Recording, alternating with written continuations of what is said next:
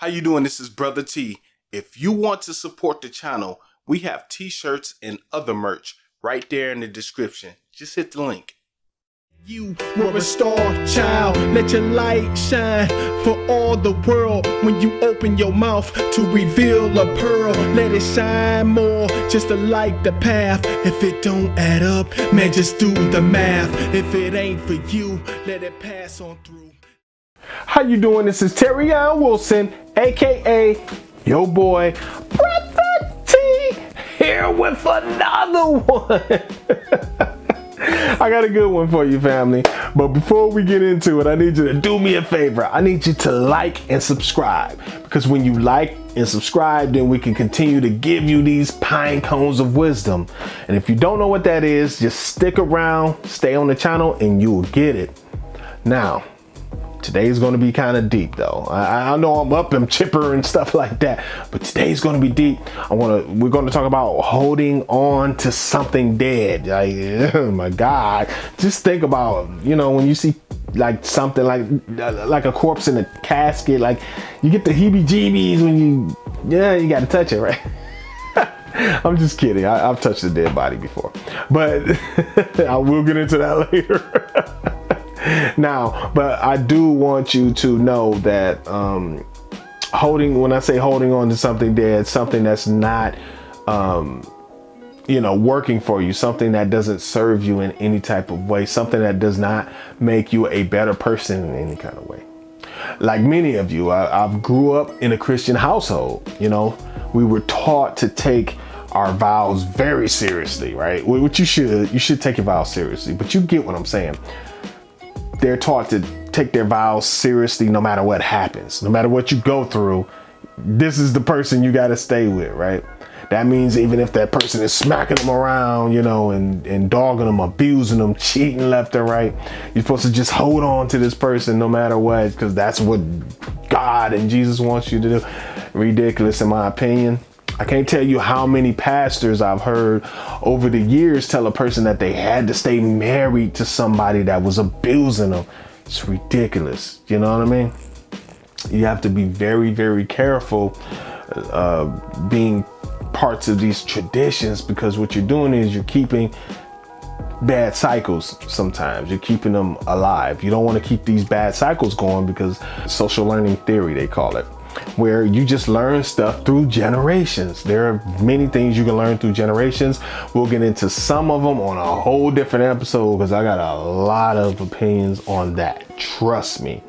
Now, you know, back to the pastors. I've heard pastors say that, hey, that's your husband, baby. You're supposed to stay there. You know, and then she going home and she getting slapped, you know, upside the head.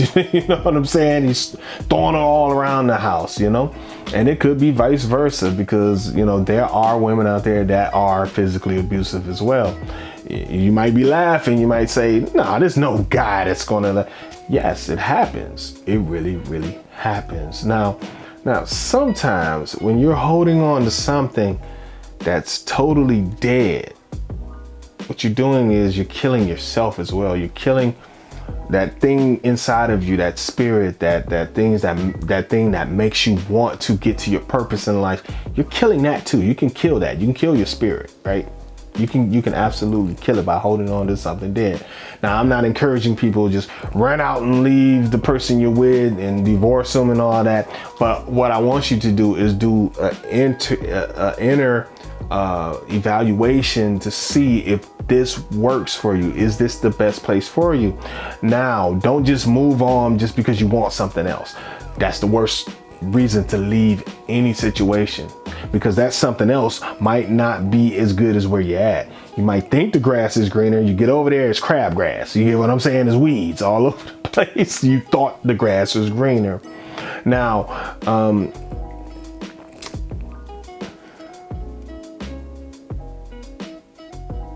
what I encourage is take the lesson off of it. No matter what you decide to do, take the lesson out of it. Get the lesson, because once you get the lesson, then you'll make better decisions, right?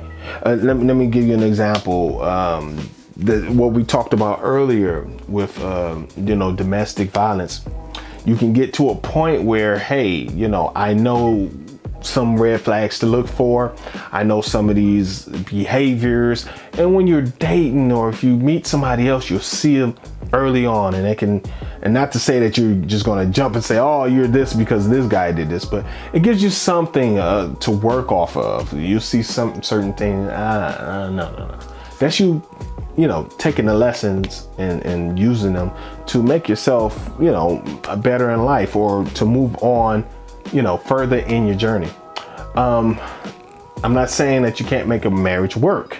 You absolutely can make a marriage work, but it has to be both sides. Both sides have to make that marriage work. Now, I'm one of those few people, I don't believe in 50-50 anything, right? And you say, well, that makes no sense, Brother T. How can you not believe in 50-50 marriage? I don't. I think it's ridiculous, actually, because if you go 50-50, what you're going with, in my opinion, you're going into a codependent relationship, right? You want people to be more 100-100, right? Because when you're 50-50, then that leaves room for you to blame the other person. But if you're 100-100, if you're 100% responsible for what you do, and he or she is 100% responsible for what they do, then now you have an interdependent situation where you both can take accountability for what you do. Some marriages go sexless. And oh boy, I'm touching a nerve now, aren't I? Yeah, some marriages go sexless, and that's a tough one. That's a very tough one, especially for a man or woman, you know, when they have to deal with, you know, their partner not being into them intimately anymore. But let's approach it from the guy's side, because I'm a guy and I understand more from that level. Guys deal with a higher level of testosterone, and if you don't know, there's many things that testosterone brings. You know, that's our competitive nature, the thing that make us want to go out and get into a basketball game and want to win and stuff like that. But testosterone also gives men a higher sex drive. And so there, you know, I just answered a lot of questions for you women out there. Why do men all think about sex all day? It's partly because of testosterone. And guys, I just gave you the excuse. Hey, baby, hey, I want you all the time because I have all this testosterone. You got to help a brother. Yeah, I'm gonna have people looking for me after this episode. So, but it is true though. Testosterone does give you a higher sex drive as a man. So you have to be aware of that when you're the wife or the girlfriend or the boy, hey, I'm not judging, or the significant other, and you start to take that away. Okay. Where am I going with it? Are you going to tell that dude to stay in that situation? Sexist? It's going to get complicated now, isn't it? Should he stay? Should he stay sexless? Should he cheat? Should he stay with his wife? You get what I'm saying? What should he do? Like it's like this is something that comes up that nobody really wants to talk about. You know, everything's so black and white with a lot of people. It's like, well, why would he leave? Yeah. Oh, he's terrible because he cheated. You get what I'm saying? A lot of people would say, well, he can just communicate with his wife to see what the problem is, and they can try to work it out, especially if she's still into the situation. And I would agree with that. I would agree with that. But let's just say, just in this example, he's already done that.